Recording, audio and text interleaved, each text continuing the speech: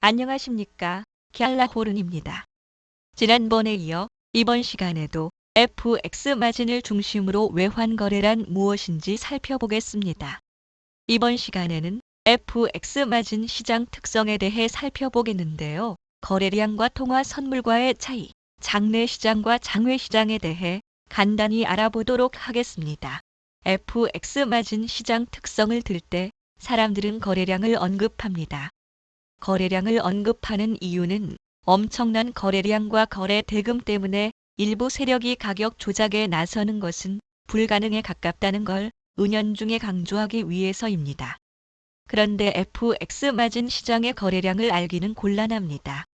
나중에 다시 한번 설명하겠지만 FX 마진 시장은 정해진 거래소가 없는 장외 시장이기 때문에 코스피 시장이나 뉴욕 증시처럼 정확한 거래량을 파악하기 어렵습니다.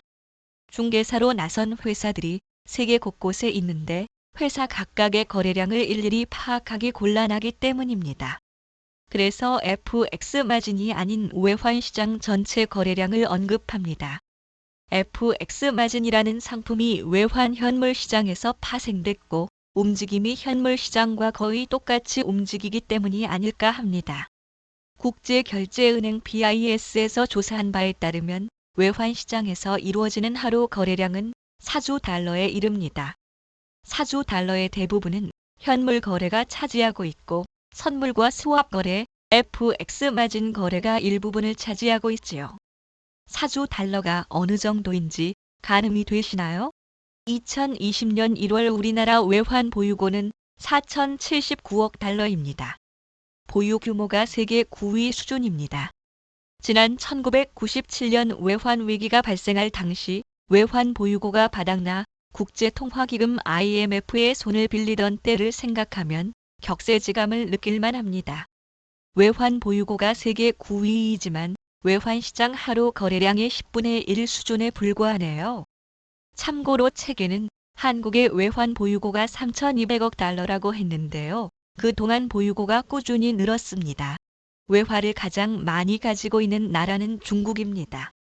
중국의 외환 보유고는 올해 1월을 기준으로 자그마치 3조 1,790억 달러에 이르지요.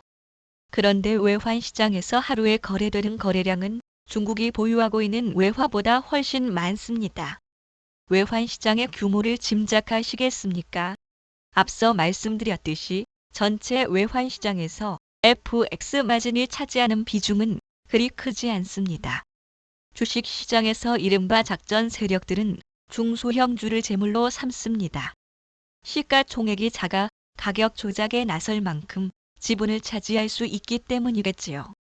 그렇다면 비중이 작은 FX 마진도 작전 세력의 놀이터가 되지 않을까 하고 의심을 해봄직한데 이 상품은 외환 현물 시장과 연동돼 있어 가격 조작이 불가능에 가깝습니다. 별개의 시장이니만큼 스폿 시장과 마진 시장 간에 가격 차이가 발생하긴 해도 그 차이가 크지 않습니다. FX 마진 시장에 참여한 지 얼마 안 된 투자자들, 심지어 마진 시장에서 상당한 경험을 쌓은 투자자들 가운데 일부는 FX 마진 시장을 현물 시장인 스폿 시장과 혼동하는 경우를 봅니다. 두 시장이 매우 비슷하게 움직이기 때문이 아닐까 합니다. FX 마진은 현물 거래가 아닌 파생 상품이란 걸 다시 말씀드리겠습니다. FX 마진과 통화 선물의 같은 기간, 같은 시간대 차트입니다.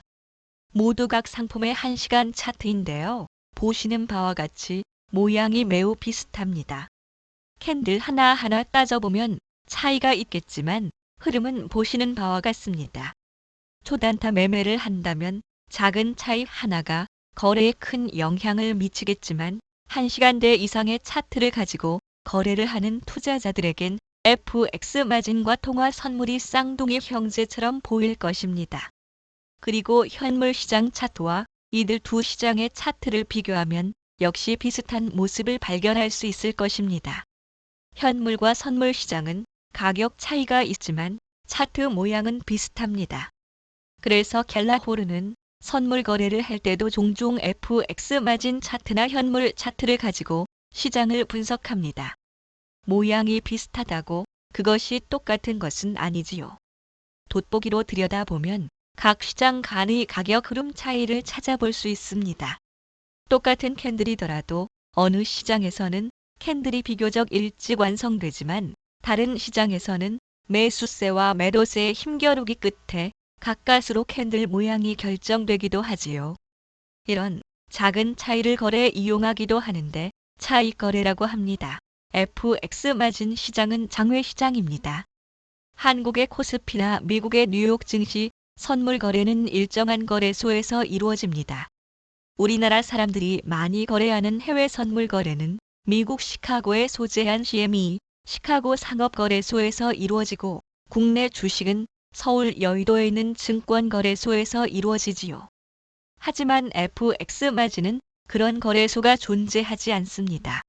FX 마진 거래뿐 아니라 외환 시장은 일정한 거래소가 없는 장외 시장입니다. 외환 거래는 거래소에 모여서 거래를 하는 게 아니라 은행 간 거래가 이루어지기 때문입니다. 외화를 어떤 가격에 사고 싶으면 그 가격에 팔겠다는 곳이 있는지 여러 은행과 접촉해 거래가 성사될 만한 은행을 찾습니다.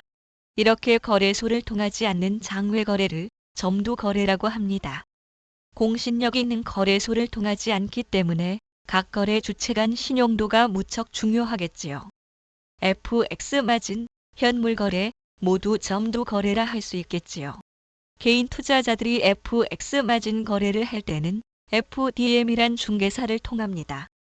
FDM을 통해 현재 외환 시세인 호가를 받고 주문을 내고 FDM은 자체적으로 매수와 매도 주문을 처리합니다. 국내법에 따르면 한국에 거주하고 있는 국내 투자자들은 외국의 FDM과 직접 거래를 할 수 없고 국내 기관을 통해서 간접적으로 FDM과 접촉해 거래할 수 있습니다. 굳이 FDM과 투자자들 사이에 국내 증권사나 선물회사를 둔 것은 국내 투자자들을 보호하기 위해서라고 합니다. 현물 거래에서 은행 간 신뢰도가 매우 중요하듯이 FX 마진 거래에서는 거래를 중개하는 FDM의 신뢰도가 매우 중요합니다. 현행법상 국내 개인 투자자들은 장외 파생 상품을 거래하기가 매우 어렵습니다. FX 마진 역시 장외 상품이라 개인이 접근하기 어렵다고 봐야 할 텐데요. 앞서 말씀드렸다시피 FX 마진 상품은 해외 유사 선물 거래로 규정해 코스피나 코스닥과 같은 장내 상품으로 분류하고 있습니다. 참고로 해외 통화 선물은 장내 상품입니다. 한국의 개인 투자자들이 주로 이용하는 거래소는 미국 시카고에 위치한 시카고 상업거래소입니다. 통화 선물의 경우 이 거래소를 주로 이용합니다. 지금까지 갤라호른이었습니다. 이 동영상이 도움이 되셨다면 좋아요와 구독 부탁드립니다. 다음 시간에 뵙겠습니다. 감사합니다.